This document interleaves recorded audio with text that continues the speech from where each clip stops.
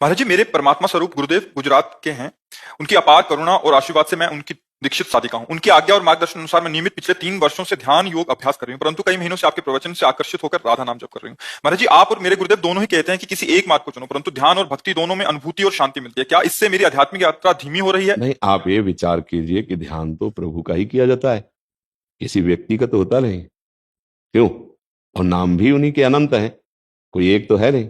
यदि राधा नाम प्रिय लग रहा है तो जिसका ध्यान कर रहे उसी का नाम राधा नाम है। परमात्मा का ही तो राधा नाम है। राधा नाम परमात्मा का है। रसो या परमानंद एक द्विधा सदा श्री राधा कृष्ण रूपाभ्याम तस्यै तस्मै नमो नमः। जो एक परमानंद में परम तत्व है वही अपने को दो रूपों में प्रकट करके राधा कृष्ण के रूप में खेल रहा है।